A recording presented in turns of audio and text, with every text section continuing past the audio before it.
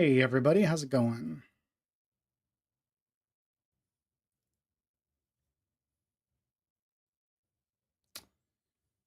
Cheryl sitting next to me. Ben, good to see you. Misty, hope you and Jimmy are doing well. Jeff and Jill are with us. Good to see y'all. Debbie, good evening. That's very punny. I approve.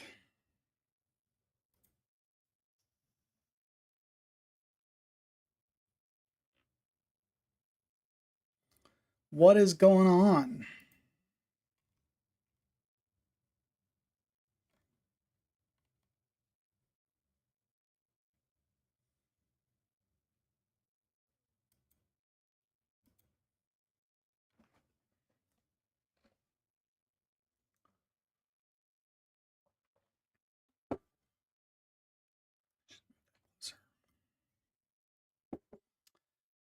I said, what's going on?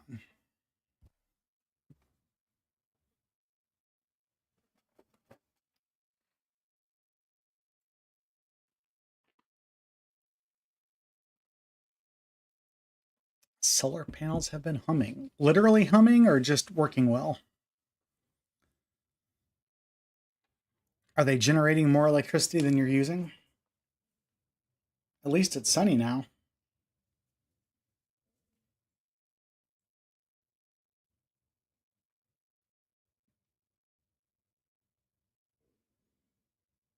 Good deal.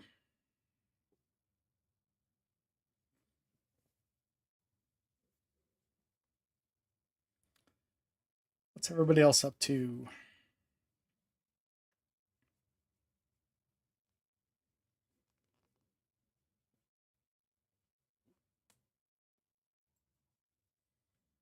Yeah, I hope you're getting paid for that. That's a pretty good deal. I know a guy that had a like one of those tiny houses kind of thing, and he had it covered with solar panels, and he got money every month from the insurance company. He never owed a penny. He made money from it. I don't think he made as much as the solar panels cost him, but over time he would. There's Jennifer teaching her son how to stand at attention while reciting the Lord's Prayer.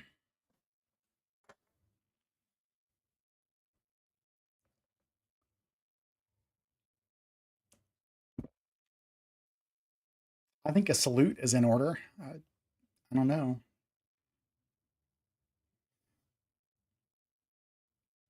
I'm waiting for him to do it on Sunday or a Sunday when he's in there. Sue Goff from St. Joe Mo, good to see you. Glad you're here.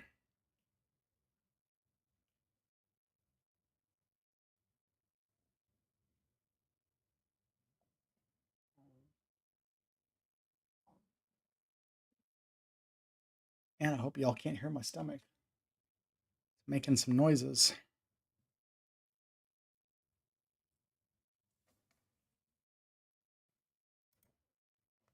Mike and Terry Bowman from Indiana. Oh, well, Terry Bowman from Indiana is here. Mike is out mowing the lawn. Got to do what you got to do. Glad you're with us, Terry.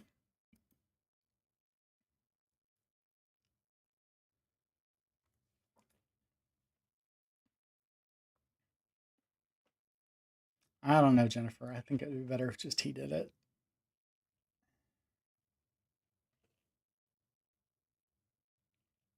It would be, you could, not appropriate to prank people with church stuff, but it would be funny to like do it every Sunday and just teach him that that's the way it's done, and then watch him go out into the world and do it at some other church. Not that I ever want him to go to another church, but like when he's in college, unless he goes to Baylor or Mary Hardin or something.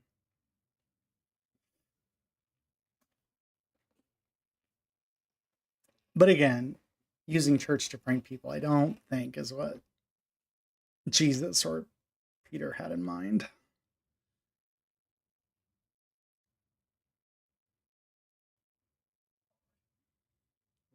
Although you wonder if surely the disciples played pranks on each other, right? They were human beings. It's not like they had Netflix and Steam or Nintendo Switches to entertain themselves. Wonder what kind of pranks they played on each other.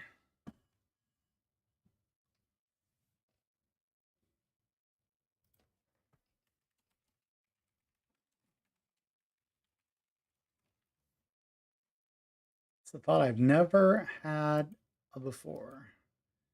There is an article called Jesus and the April Fool.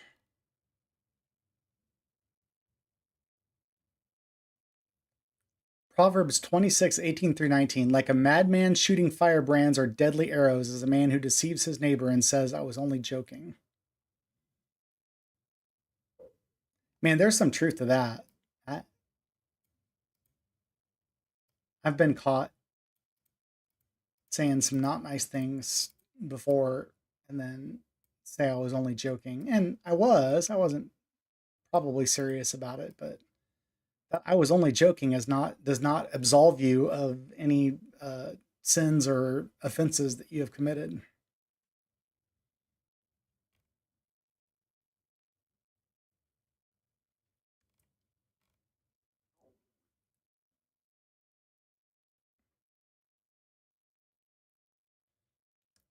Jesus didn't prank anyone, this article says, because he would never lie or deceive anyone, and that's part of pranking. And he wouldn't do it even as a joke. But the disciples, I think they did. I could see them pranking Jesus somehow, like constantly, and him getting annoyed with it and rolling his eyes. We need to watch The Chosen. Have you seen any of it? Everybody says it's absolutely amazing.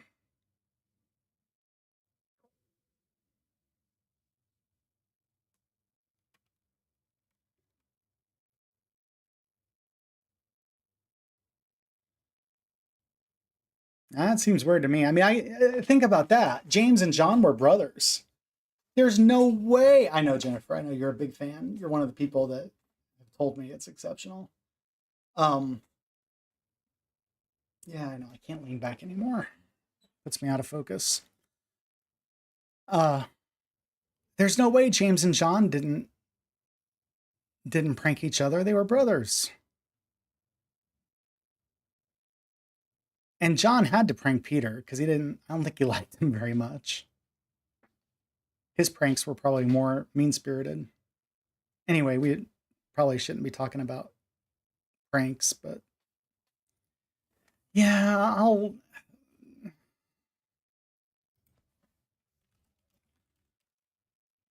I'm also almost afraid that I'll get really sucked into it like I am prone to do.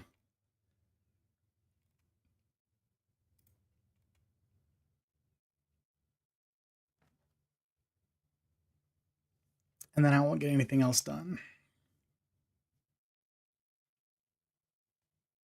Let's see. So there's 8 episodes. Okay, so it's a live TV show. There's 8 episodes per season, and there's 4 seasons.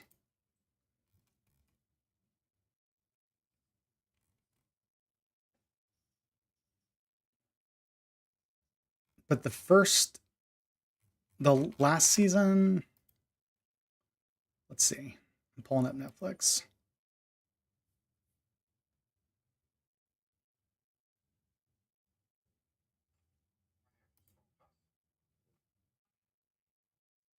Okay, let's turn this off.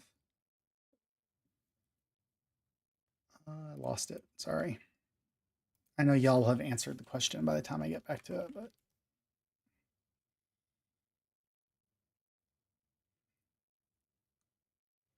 okay, is this the right one?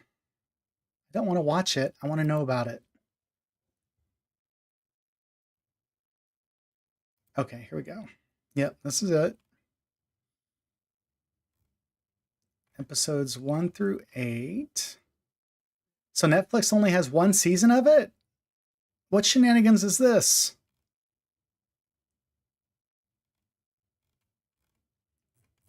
All right, someone tell me what's going on with Chosen. Last season just left the theater. They had what? They had a TV show showing the theater? How did that work?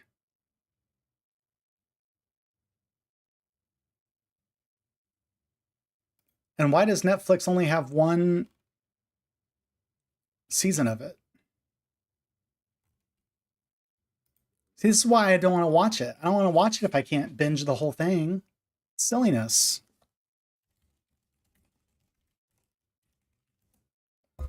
We'll get going in a minute. Tonight's not going to be super long. I just didn't want to. We went so long last week. I didn't want to cram everything into it. Okay, Prime Video. And I have this particular link blocked.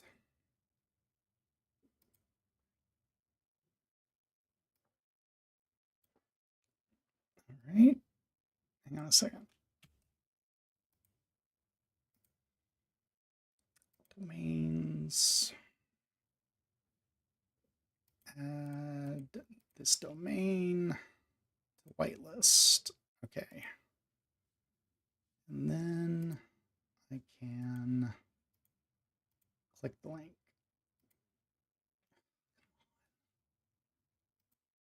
Okay, let's go Prime Video. Maybe we could have like a watch party.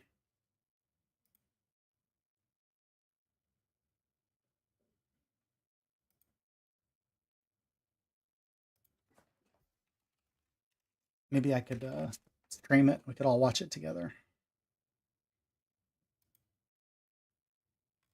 Okay. So seasons 1 through 3 are on Prime. So when does season 4?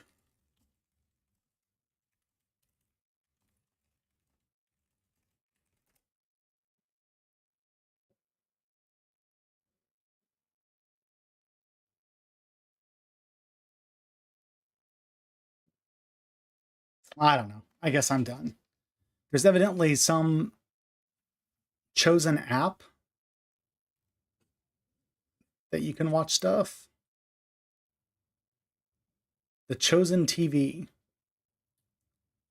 Probably another subscription service that we'll end up getting. All right, let's get on to business.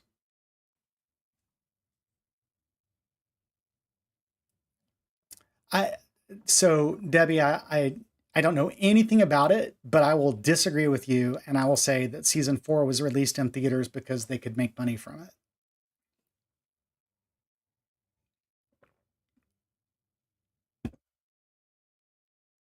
The crucifixion is nothing compared to the junk they put in Game of Thrones, as an example. So if they put it in theaters, it's because they knew they could make money from it. That's my skeptical opinion. All right, let's get going.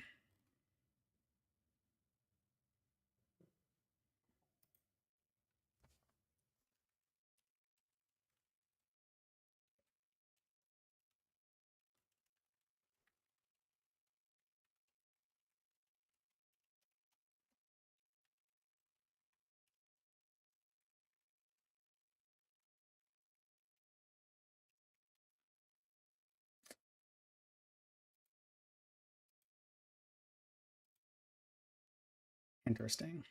Sorry, I apologize. I'm sure everybody's bored to death. And I lost my live window. Hang on. Oak UMC. I can do that. Let's get rid of that. Click that. Close the spring sale. Facebook streaming. I'm back. And we're going to go.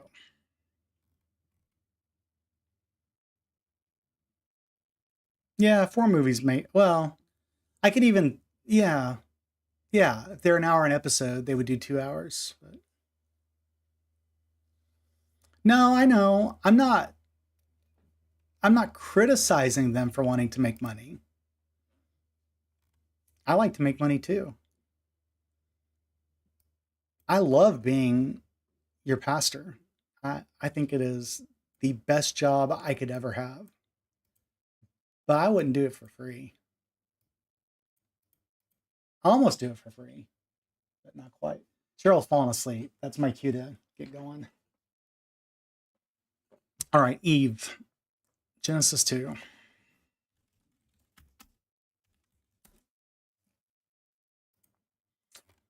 Last week we had basically gotten to uh, the serpent. And that's kind of what I wanted to talk about. So the first thing that I want to say is get the idea of um, whatever you have in your mind when you think about Satan. So, if you watch Lucifer, the TV show, which is, I know some of you watch it. I think it's a good television show. It is, of course, fiction and takes massive. I mean, it's built on a different mythology. It's not a Judeo-Christian mythology. Um, it's more Dante's Inferno, Paradise Lost mythology, combined with some early rabbinical texts that involve, even though she's not a character in it, people like Lilith, who was supposedly the first Adam's first wife. Again, this is non-biblical information, but it's based on a different mythology. But that's not who they're thinking of. They're not thinking of, the guy in hell with flames around him holding a pitchfork and have a tail and horns. This is the same Hasatan, the adversary. That's what that meant. This is the same Hasatan that walked with God in Job. And they have a very cordial relationship. One day, the heavenly beings came to present themselves before the Lord, and the accuser, the adversary, also came among them. The Lord said to the accuser, "Where you been?" And I'm paraphrasing, but that's the context. The accuser answered the Lord, "Just going to and fro on the earth, walking up and down on it." And the Lord said to the accuser, "Have you considered my servant Job? There's no one like him on the earth, a blameless and upright man who fears God and turns away from evil." Then the accuser said to the Lord, Does Job fear you for nothing? Haven't you put a fence around him and a house and all that he has on every side? You've blessed the work of his hands and the possessions have increased in the land. Yeah, of course he loves you. But I mean, stretch out your hand now. Touch all that he has, and as good as you think he is, he'll curse you to your face. That's just the way humans are. And God said, "I see where you're going with this. Okay, all right, all that he has is in your power. You can't hurt him, but you can do whatever you want." So they have this I don't know, I think cordial is the right word, relationship. This is not, hang on a second. Okay. This is not the Satan that was created by Dante and Milton, and later on in Infection. Okay, and not only that, but we don't know for the fact. Hey, Susan Sutherland over on YouTube, good to see you. We don't even know for an absolute fact that the serpent is Satan. That is certainly what tradition has taught us, right? And the only biblical correlation we have to support this in any way, well, I guess there's two. The more obvious one, I don't know if it's more, the more direct one comes from Revelation when it talks about Satan, that serpent of old. And that definitely brings back imagery of the Garden of Eden. But keep in mind, that's in Revelation. That's the last thing in the New Testament, which had not even been conceived of when this, essentially the first thing in the Old Testament, the Hebrew scriptures, was written. So at the time, there would have been no concept. The people who heard this story, the people that this story was for, would have had no concept that the serpent was Satan. Now we can make that assumption with some hindsight. Yeah, it's fine. Facebook is blurring things a little bit, I think. We can make that assumption with hindsight. Now, the big way that I think, and it's less direct, but maybe a little more obvious, is what does the adversary do, right? And as I've said, the adversary, I use a recursive definition, which I hate doing, but the best way we can think about it is the devil is the devil's advocate, the proverbial devil's advocate that we talk about. That person that says, yeah, but what about this? Yeah, I know, but what about this? Yeah, I know they put it in the theaters because, they didn't want people to deal with the crucifixion on TV. But what about the fact that they want money, right? The guy, the jerk that always shows the other side of things. The contrarian. That's who the Hasatan is. But that was his function. That's his name. His name means the adversary, the accuser. He is the person that was designed to do that. Why, I don't know exactly. I love to be put in a position where I need to defend my point of view. It really helps me, even if I know I'm right, it helps me figure out why I'm right. Maybe God wanted that. If not for himself, maybe some of the other heavenly hosts, right? There's a group of people up there because another thing that the scripture says, that we've already gone past this part and I'm not going to go back to it, is let us create humankind in our image. Now, again, we can go back in retrospective and say, well, that's just God talking about the Holy Trinity. But the concept of the Holy Trinity didn't exist even in New Testament times. The Trinity didn't exist until, man, I want to say 400, but it might have been 100. I think it was 400, though. 325. I was close. First Council of Nicaea. And they fought like a war over it, practically. Like people died over the concept because it was a big deal. Because the people who don't believe in the Trinity think that people who do believe in the Trinity are worshiping multiple gods. So it's a significant deal in the scope of religion. So anyway, the people who first heard the story would have had an idea of who God meant by let us create God in our image. Now, the ideas are that it might be the royal we, when we say we, but we mean me. Yeah, we don't think that's a good idea. That, not necessarily a real we there. Or it means God in the heavenly host. So maybe among the heavenly hosts, they all had their jobs. Michael had a job. I'm trying to think other angels that are mentioned by name. Gabriel.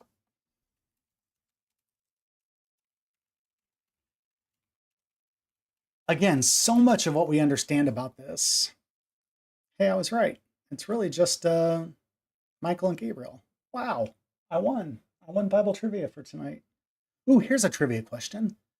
Who introduced sin into the world? Put your answers in chat. Who introduced sin into the world? Trivia question.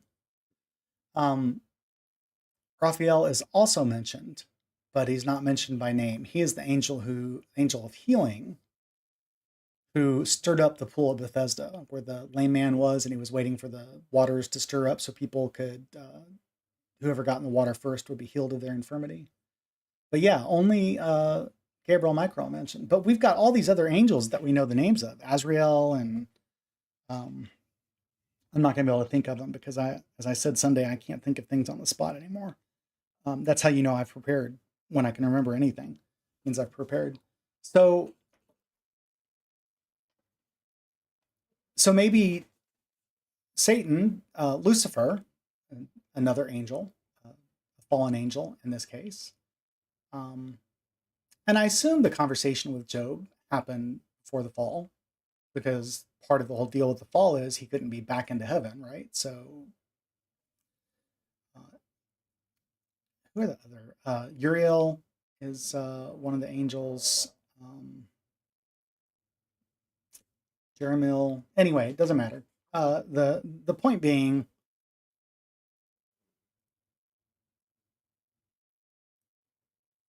that the Hasatan had a purpose. And so when we think about what the snake does, I want to think about it.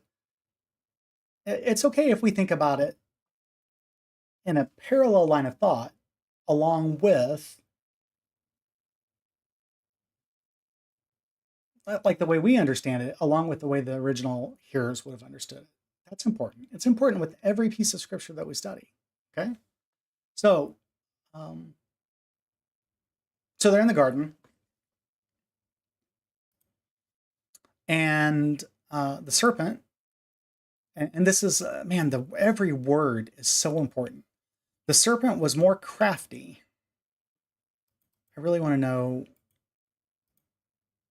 I don't have my normal source up. Let me pull it up because I want to see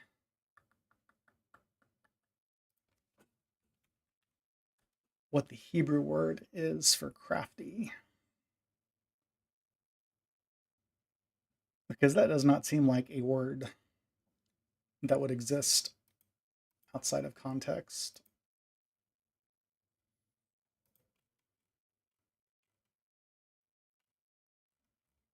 We did get past this, but we're going to talk a little bit more about it today. Crafty, arum. So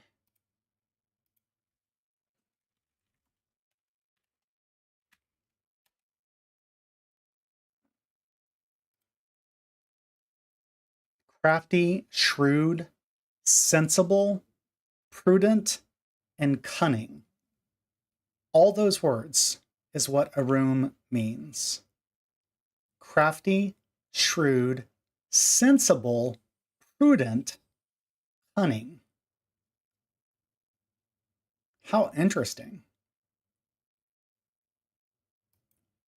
That means you could substitute any of those words in there and not be wrong. And you might not get the right idea. I guess that would make you wrong, right? But what if it said the serpent was more prudent than any other wild animal? I think that's true. It had an agenda. What was the other word? Sensible. What if it said sensible? The serpent was more sensible. Okay. You have to ask yourself, what does the serpent get out of this? I mean, the literal answer is the serpent gets transformed into this creepy thing that we know as a snake. At the time that this happens, the serpent's not a snake. The serpent walks upright. The serpent has a good relationship with humanity. And afterwards, things happen to the serpent. It crawls on its belly and it nips at the ankles of humans, and humans crush its head with their heel. And before that, it really gets hurt. So what is the function of the serpent? Anybody think the function of the serpent was to bring evil into the world? Yeah, I know, Ben. When I lean back, I'm out of focus. It happens all the time.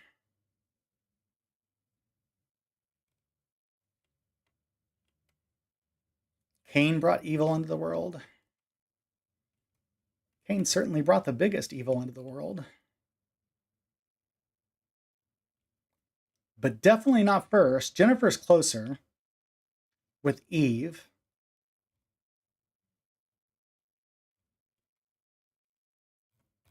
But nobody's right so far. We'll keep going. You can keep guessing if you want.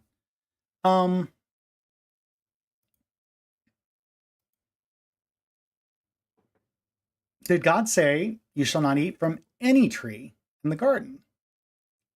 The woman said to the serpent, we can eat of the fruit of the trees in the garden. But God did say, you shall not eat of the fruit of the tree that's in the middle of the garden. You can't even touch it or you'll die. But the serpent said to the woman, you won't die. God just knows that when you eat of it, your eyes will be opened and you'll be like God. You'll know good and evil. So the woman saw that the tree was good for food, right? The apple looked good, and it was a delight to the eyes. It was pretty, and that the tree was to be desired because she knew that wisdom was a good thing. Or she thought she knew that wisdom was a good thing. The problem is the story of creation pits innocence against wisdom. It says you can't have both. You can't be both innocent and wise. You have to choose one or the other. And that's a hint. It's a hint about who brought evil into the world.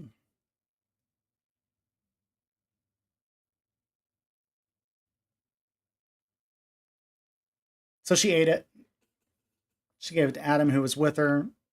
Wimp of man. Never said anything the whole time. And then he ate it. Their eyes were open. They knew they were naked, so they sewed fig leaves together to make loincloths for themselves because they knew that it was not okay to be naked before God.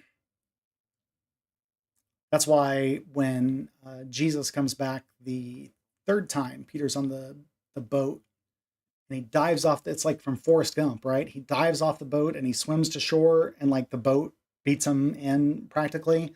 And then John lets us know that he was naked because, you know, he was fishing. So he was naked, as you are when you fish. And he put on clothes because he knew that it's not appropriate to be naked before God. I guess it's fine to be naked with your buddies, but not God. So anyway, that's why they did that.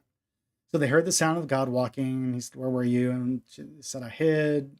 He said, who told you that you were naked? Have you eaten from the tree which I command you not to eat? Of course, he already knows all this. And the man said, the woman you gave to me, she did it. The woman, right? Number one, that you gave to me, number two, she ate. And then she gave me fruit from the tree and I ate. And so the woman said, God said to the woman, what have you done? The woman said, the serpent tricked me. The serpent tricked me. So here's some questions. Did the serpent trick her? I don't like not being able to lean back. Did the serpent trick her? Kinda. Depends on what your definition of death is. I mean, literally, everything the serpent said was true. Literally. No, that's not the right word. Temporally, everything the serpent said was true. She did not die at that particular moment in time, and she did know the difference between good and evil. So the things that the serpent said would and wouldn't happen did happen. The serpent didn't really trick her. The serpent just laid it out. The serpent showed the other way, which is that's the number one compelling reason to think the serpent is Satan, because it's the Hasatan. I'm talking a lot more about creation than Eve, and I'm sorry about that. I really want to get to Eve. So let's get to Eve.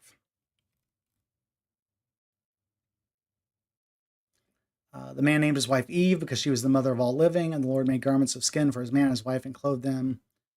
And then the Lord said, the humans have become like us. They know good and evil. Exactly what the serpent said would happen. They are like us. They are like us. We don't want the humans to be like us. Where else do we hear this? Rhymes with the power of Lattle. I don't know what rhymes with Babel. The Tower of Babel. They build a tower. See, the humans they can do anything they want. Nothing's going to stop them. We've got to scatter them across the face of the planet and confuse their language. Otherwise, they're going to be just like us. It seemed to be. Now, clearly, this is not true. Clearly, God was not concerned with humanity becoming like gods. That was never a concern. This is a human thing that they are addressing in these stories. partly etiology is to explain how things are. The whole thing is a massive etiology. It explains how a perfect God creates an imperfect creation. And who gets blamed? The woman. And it's not the only place it happens. I gave you homework and told you to study the story of Pandora. Anybody do that? Hey, Terry Bain.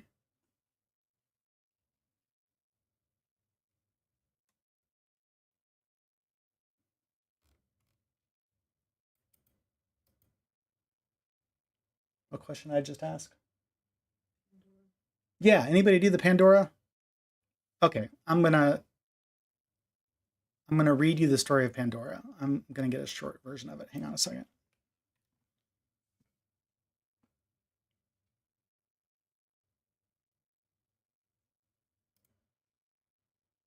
That's okay.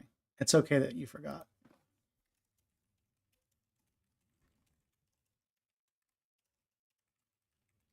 I know it pretty well, but I want to actually just read it because I don't want to mess anything up.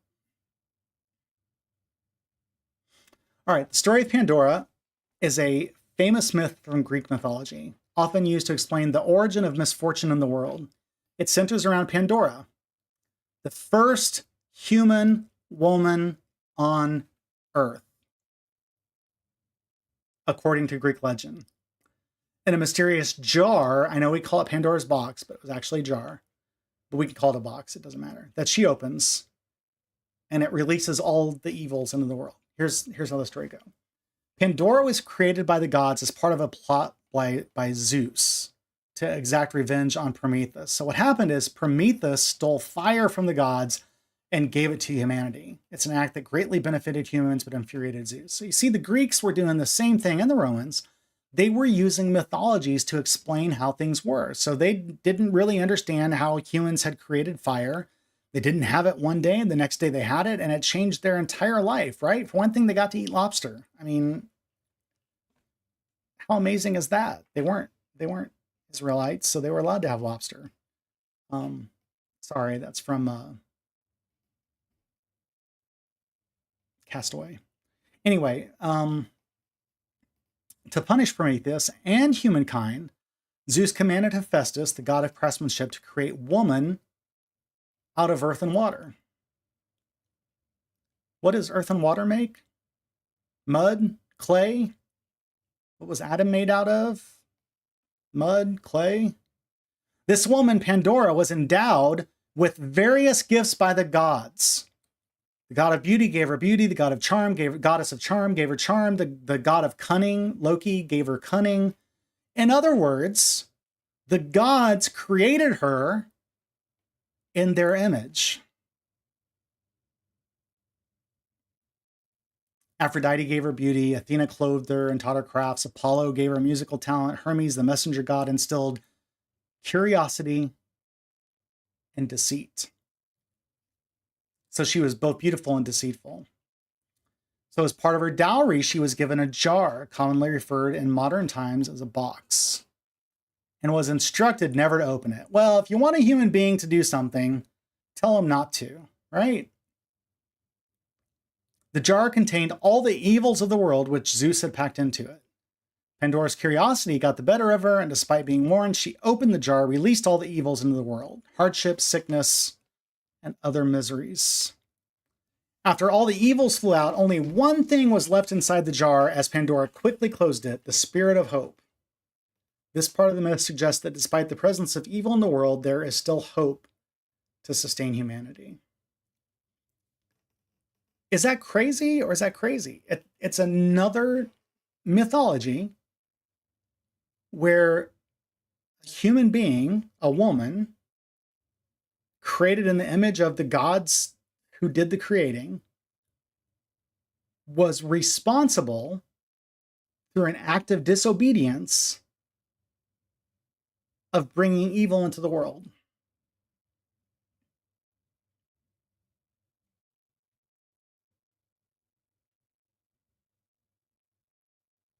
So I think a big part of this is just plain simple misogyny. Right? The Bible, these mythologies written by men for men. blame the woman. But at least the Bible, like, it explains like what a wimp Adam is. That he just does whatever Eve tells him to, and then when he gets blamed for it, he when he gets caught, he casts the blame on her, doesn't protect her in any way. Some partner he is, right?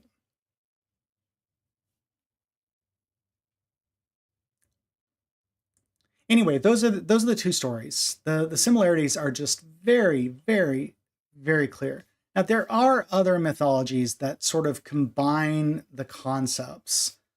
Um, there's a lot of trickster gods. You know, Loki is one of the trickster gods, and I don't know if Loki is Roman or Greek.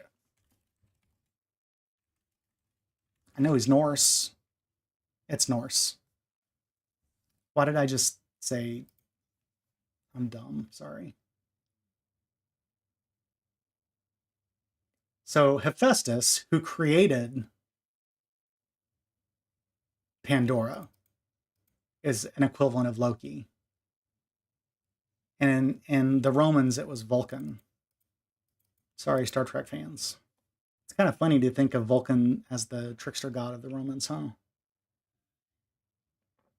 Oh, and paper, academic paper out of California, University of California, is called Loki the Crafty. Okay, so takeaways. Why are we talking about this? Why is this an important story about a woman in the Bible? It's the first woman. That's very important. There is a tradition among cultures to blame women for the worst things.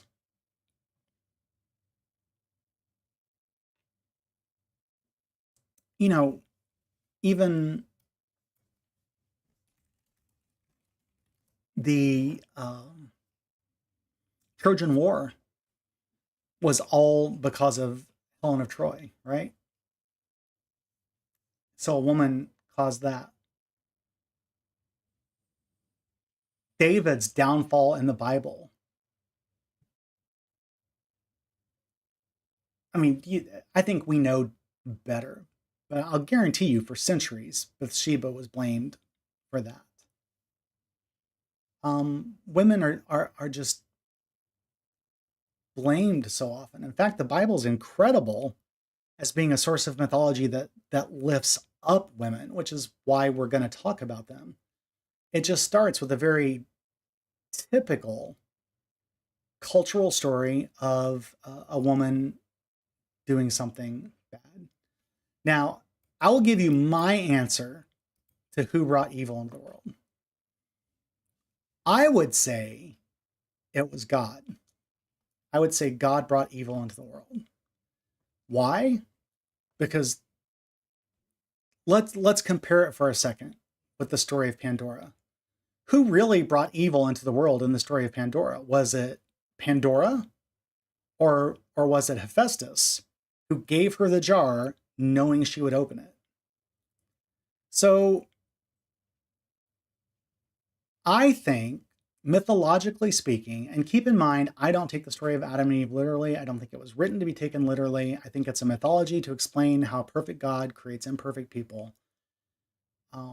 But it all comes down to the freedom of choice, free will. If God never, all God had to do to keep evil out of the world forever, if the story is to be believed, is not plant the tree of the knowledge of good and evil. It didn't need to be there. And if they'd eaten from the tree of life first, God said they would have lived forever. He didn't tell them that from the start.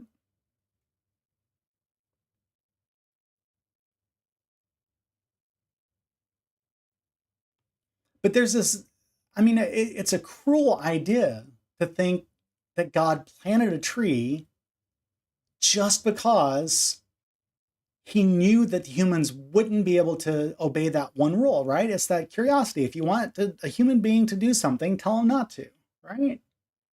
Put the idea in their head, and they'll, if they need a nudge, they'll get a nudge eventually, but eventually they'll do it. So by God putting the tree in there and by God giving humanity choice, it was guaranteed that over some period of time, maybe they lived in the garden for 1,000,000 years and we don't know it. That's possible. If it were true, or even from a mythological point of view. But over enough time, given the free choice and the ability to do something against the will of God, we are going to do that thing, especially pre-Christ, right? Pre-indwelling of the Holy Spirit. One of the things Christ did was bring the Holy Spirit. Now, I don't actually believe that God brought evil into the world, but I think that that is the correct answer to the question in the story of the Garden of Eden, the creation story of the Garden of Eden, who brought evil into the world. I think the answer is God. In the same way that when you say in the mythological story of Pandora, who brought evil into the world, it's Hephaestus. In fact, it's Zeus, right? Because Zeus commanded Hephaestus to do it. Zeus was the elder god, and Hephaestus did the thing. It's a cool little story too. He actually, Pandora falls in love with the guy who stole the fire, his brother. Anyway, it's a neat story if you want to go back and read it. Ultimately, here's what I think about the story of creation. I think it's an amazing story. I think it's a beautiful story. I think it's a story that explains, again, garbage in, garbage out. You have to ask the right question to get the right answer. The right question is not, how did God create humanity? How long did it take God to create humanity? Where did God create humanity? What order did God create humanity in? Those aren't the questions to ask. This is not a science book we're dealing with. It's not a history book we're dealing with. A little bit of a history book, but the parts we're talking about, it's a mythology book. And it just has to be treated that way in order to get the most out of it. I think. I know not everybody thinks, that's okay, but that's what I think. And I think the question that you have to ask to get the right answer out of this creation mythology is, how does a perfect God create an imperfect world? And the answer is right there. It's just human nature. It's free choice, free will. It's granting us the ability to make our own decisions. Because if we only ever always did exactly what God wants us to do, that would not be free will. I don't know.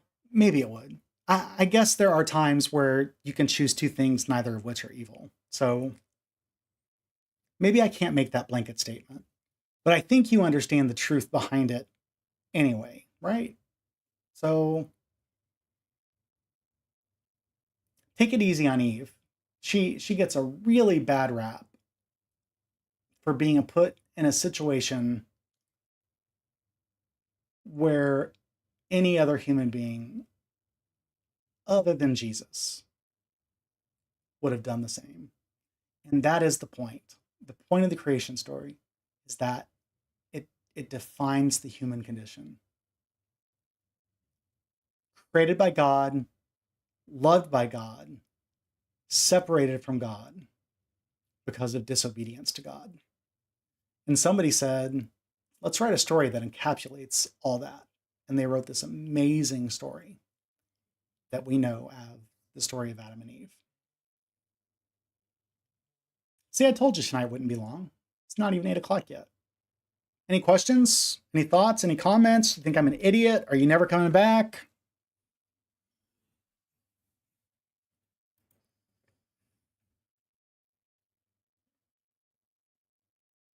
Susan, I'm sorry. I'm really bad at checking chat questions over on YouTube. What were you asking about? Where is what in the Bible? I will tell you the answer. Just type it down there and I will backtrack and tell you.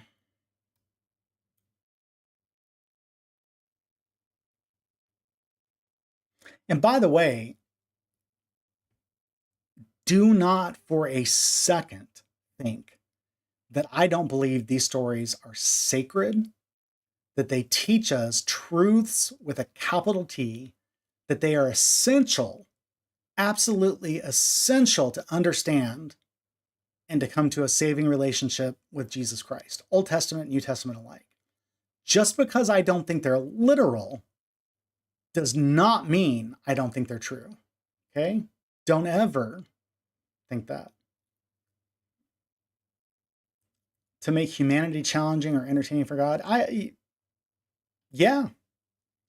How boring would it be for God, I think, if we were all just like, I mean, I look at it from modern day kind of things. You can write a video game where there's an AI that walks from point A to point B, and that's all he does the whole time, from point A to point B. And now with AI, that guy can walk from point A to point B. It can notice you if you walk up to it. If it's got something to say to you, he can walk up to you and say it. When you bump into it, he can say, hey, watch it. I mean, there's all kinds of things that AIs can do in video games now. Who wants to code the guy that just walks from A to B and B to A and A to B and B to A when you can give that thing choices to make? That would be fun to watch. Nobody wants to watch it just go from A to B. God does not want to watch us just go from A to B and B to A and A to B and B to A. God doesn't want to watch us suffer, and generally doing the wrong things leads to suffering. But again, like I capitulated, there are many situations where you can make one of several choices, none of which are evil, none of which are wrong, none of which are bad. And that is free will. That is the freedom of choice. And yeah, I think that's entertaining to God. I absolutely do. No. Pandora is not in the Bible. It's a Greek myth. There is a book. I knew it, but I can't think of it. You can just Google Pandora story and you'll find it. It's in an 8th century BC poem called Hesiod's Theogony. That sounds like really bad to read. Sounds like something I was supposed to read my freshman year of college and didn't. But just go to Google or ChatGPT and say, tell me the story of Pandora, and you'll get the whole thing. And then the cool thing, like especially if you use ChatGPT, the 3.5 version is not brilliant, but it's free, is like, it'll say Hephaestus created her. Then if you're interested, you could say, who is Hephaestus? And then if you're interested in that, you could say, who is Hephaestus in Roman mythology? You can also ask questions like, does any of this have Christian corollaries? Or you should say Judeo-Christian corollaries, because the Old Testament's, that Judeo part. There's a lot to be learned from the various mythologies. I will tell you also that something I think is interesting. Do you know how many not creation, sorry. Do you know how many cultures have a flood myth? Every single one. And why is that? Probably because it actually happened. Anyway, that's it. That's all about Eve. That's all I can say about Eve. And not quite sure who we're going to hit up next week. I think it's Deborah. I'm going to try to kind of go in order. I don't want to talk about Sarah because we did so much of her when we went through Genesis. So I think Deborah's in the book of Judges. I don't think there's anybody. We can talk about Miriam a little bit, I guess. Anyway, we'll figure it out. Show up next week and you'll find out, okay?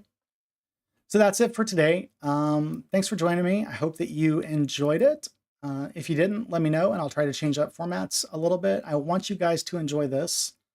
I don't do it just to hear myself talk. I can talk without being recorded. So anyway, that's it. So God bless, Godspeed, and as always, thanks for watching.